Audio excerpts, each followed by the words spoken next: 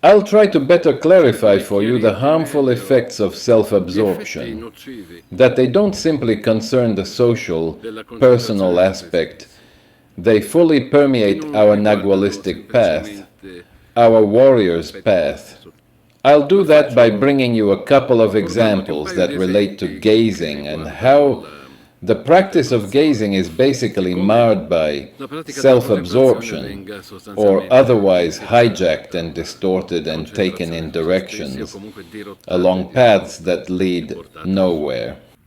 I'm going to give you a couple of examples that relate specifically to gazing practices, also because they can possibly serve you to direct them better.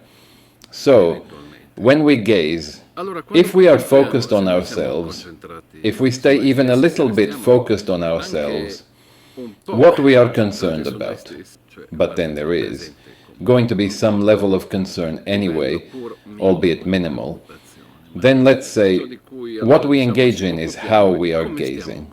The technique, in short, or if I can do it. I mean, I'm focusing on myself, gazing, but my self-gazing is not what we are interested in.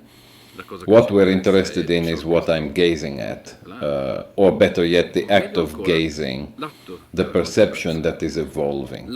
In short, to be focusing on the processes that are happening in me as I gaze, with the view of just describing or evaluating how I gaze, is completely misleading.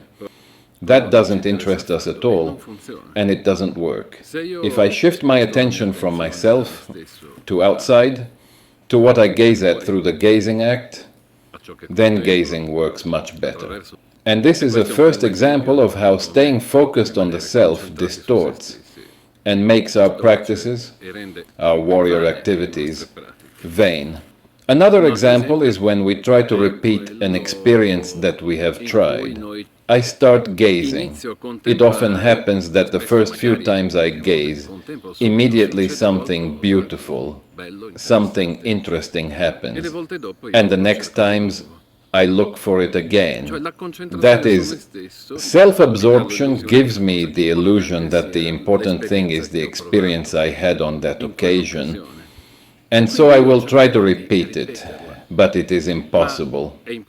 In this way, I put in front of me an insurmountable obstacle to the continuation of what I had started, to the evolution of my gazing practice. Every time is new, every time should be like doing it the first time.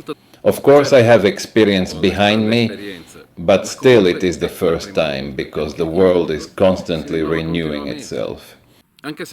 Even if I gaze at the same object, the same place, it is not the same. I cannot find exactly the same experience. Maybe something similar, but then it should go further. I'm not saying that you don't find the same condition again. That's another thing. In fact, warriors learn, well, that's the maneuverability of the assemblage point. They learn to redo the same path in terms of movement and positioning of the assemblage point to reach certain time modes or certain worlds. But when I get into that position, there will not be the same conditions as the previous time. That is, I can certainly get the same position with practice and experience, but I don't have the same experience. If I go after the exact same thing, I'm really creating a big problem for myself. And that depends on self-absorption, focusing on our personal case as if it were universal. That's not the case at all. The world is infinitely vast and changing all the time. We are supposed to follow it, but if we are nailed on ourselves, on the self-image that we have to maintain firmly, either as normal people or as warriors, because of course we immediately construct an image of the warrior, whatever it is, we cannot follow this change, this continuous renewal of the world. We don't renew ourselves as the world renews itself, and we remain still and isolated.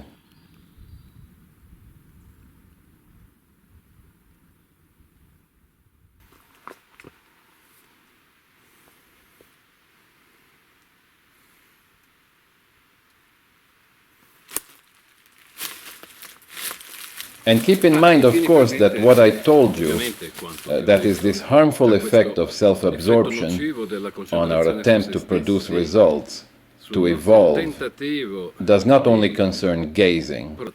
I gave you the example of gazing, two examples that are easy to identify. But the harmful effect of self-absorption operates on everything. In the case of dreaming, it can even become deadly, not to speak of the case of the surfacing of the nagual.